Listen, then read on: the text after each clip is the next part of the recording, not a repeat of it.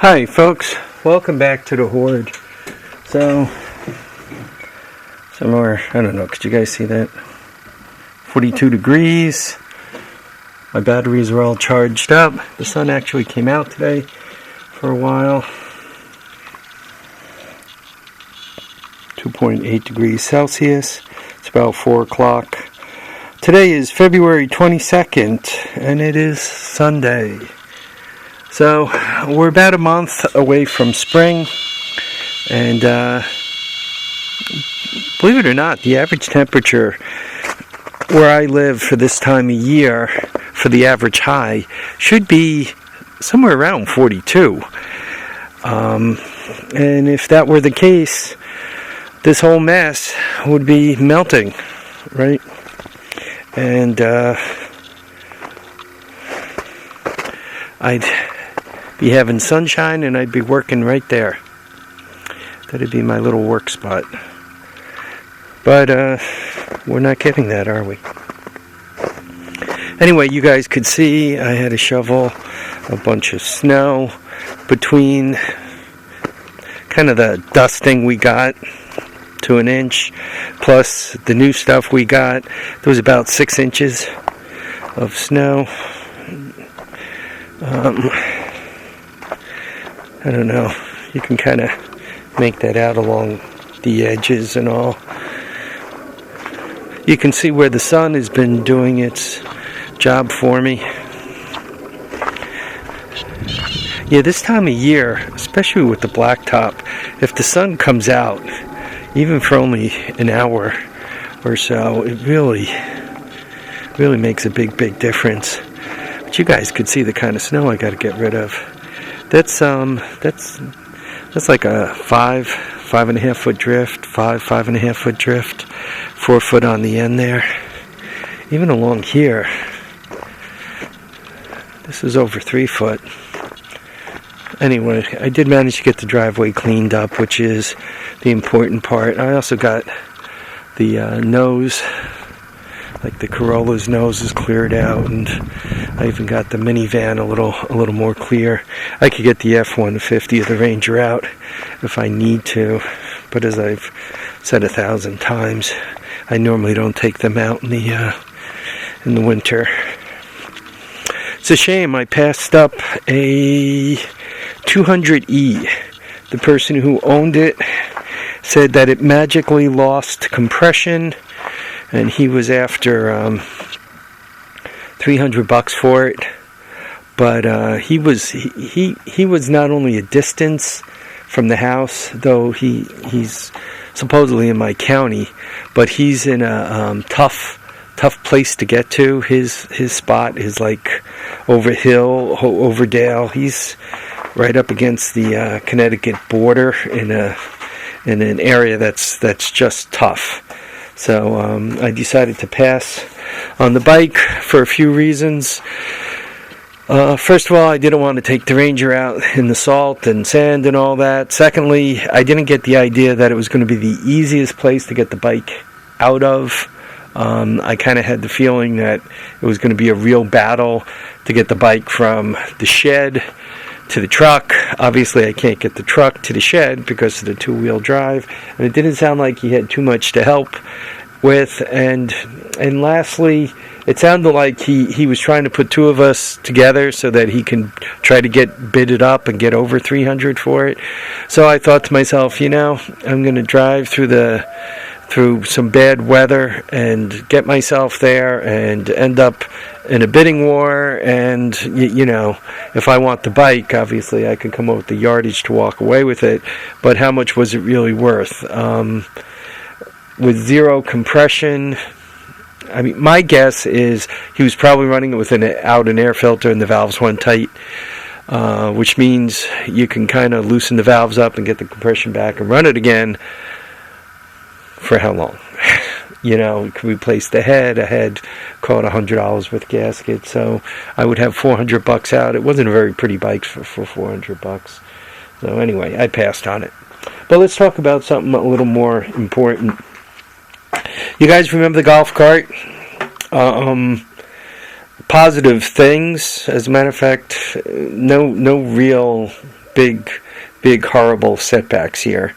Turns out when the engine goes around, it goes counterclockwise, and when you want to go forward, you need to turn, see the tape right here, you need to turn this counterclockwise.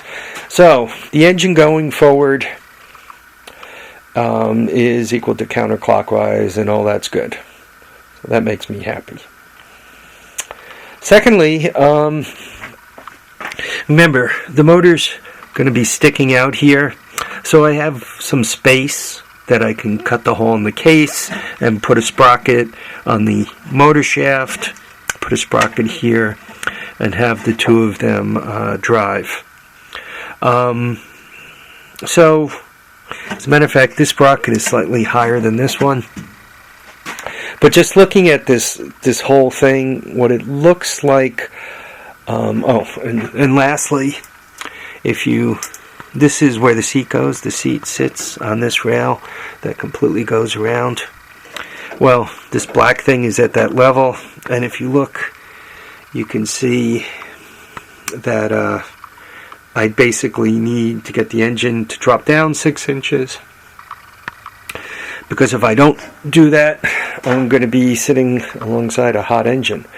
So anyway, given everything I've looked at, what it makes the most sense to do, quite honestly, is for the back, and as I'm looking at this, I got to consider the front too, is put a set of rails down the entire length of the cart, and from there come up with a way of mounting the engine to it. And I'm probably going to want to jack up the front end a little bit. When I put those rails on, obviously I'll hollow it out. It'll drop the rear end down, and if it doesn't, I'm up on a couple of 2x4s. I'm probably up 3-4 inches. So if I drop the rear end 3 inches, drop the motor 3 inches, you know what I mean, because I'm lifting the whole body up on a frame, it looks like this whole thing will work. I just wanted to show you guys this, just in case any of you guys are thinking, you know, maybe I want to do this, maybe I don't want to do it, what considerations. I know this is getting to be a long, slow project, but, you know, bear with me. I already spoke to you guys. I'm going to mount this rear end, or if I go with the solid axle, I'm going to rigidly mount it to the frame. It's not going to have springs and shocks. And the reason why is it gets very complicated to do the geometries such that it doesn't throw the chain, right? Because that's the last thing one wants, is that you can't keep the chain on this thing.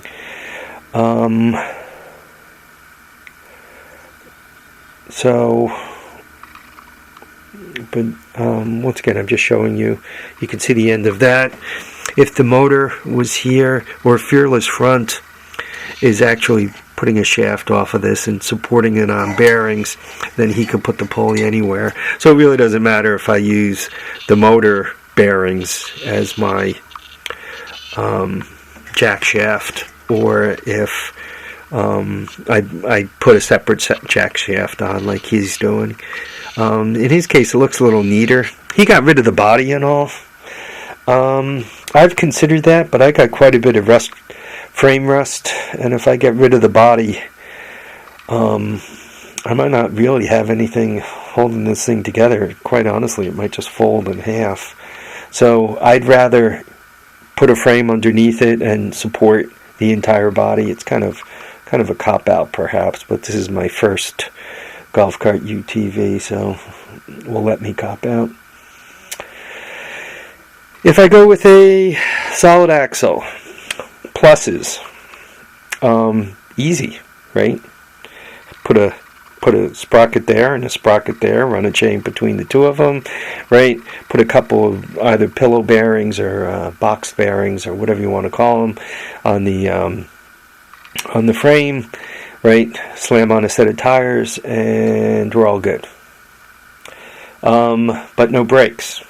Right now, this rear end does have brakes. One of the cables has a bit of a problem, but it does have brakes, so I can do one of two things. I can either rig it so that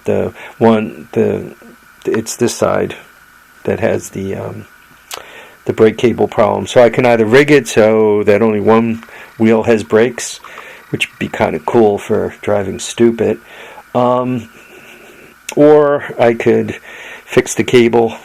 Well, replace the cable. That's really no fixing that cable. And have brakes. If I go with a solid rear end, even though I think I have one that I can slam into this thing, now I got to come up with a disc and a set of brakes and that whole thing. I'm trying to do this without it getting me in trouble for yet another month with the wife when it comes to spending too much money on eBay. So anyhow, just for your mind's eye, just for you guys to think about in case you're considering this project, this is what it looks like, right? This is what the engine looks like. It's a little too tall. Easier to just, once again, put a frame underneath this whole thing, and put the rear end on the frame, put the body on the frame, attach the motor to the frame, and just run a chain back and forth. If I drive this 1-to-1, depending on how I do my calculations, and I'm not quite understanding it, if I do the calculations that they did to determine that a 200SX went 35 miles per hour, if I do the calculations the way they do them, and instead of going with a 3.5-to-1 reduction with the chain drive, if I go 1-to-1 and then 12 reduction here, when I go through the math, I come up with about 12 miles per hour. If I start turning shafts and I count how many times I have to turn the engine shaft to get the output shaft to turn once, and then every time that shaft turns to make that shaft turn, well, it'd be 1-to-1, but every time I have to turn that, which is 12 times, to get the wheels to turn once, and then I figure that every time the wheels turn once, I cover approximately 6 foot because the circumference of the tire is 6 foot. If I do it a mathematical way, for some reason, I'm coming up with like 5 miles per hour, 3 miles per hour. It was like really dog shit slow. Parental guidance, and excuse my language. So, yeah, I'm kind of going. I'm debating back and forth. Probably what will happen is I'm hoping to get that sprocket out of the Horde. I'm hoping to find that Tractor and Tractor Supply and spend $25 on it. And if that's the case, I got 25. I already own the chain. I got $25 into this drive affair. And then I could actually take it out for a ride, and if it doesn't work, it doesn't work. If I have to end up with buying a rear end and brake assembly and all that, I can fund myself easily. Even though I think I have a rear end, I don't know I have a. Let's assume I don't have a rear end for it. I'm probably going to end up throwing $200 into it. And that I'd rather not do. So, I don't know, is this considered progress? My back hurts from carrying the motor out here. So, if your back hurts, maybe that's progress. Folks, I want to thank you for watching and commenting and subscribing. Thanks for sticking with me through the winter wonderland that's become my life. Weather's got to break sooner or later. We're only like 25, 28, 30 days from spring. That's 12 hours of daylight, 12 hours of darkness. That's got to melt some of this crap, right? Anyway, guys, remember to keep your head up, keep your face, keep your head up and keep your feet down. Remember to enjoy all your days. Remember, go out and have some fun, especially if you get a nice 42-degree day like today. And guys, once again, thanks for watching and commenting and subscribing. Bye now.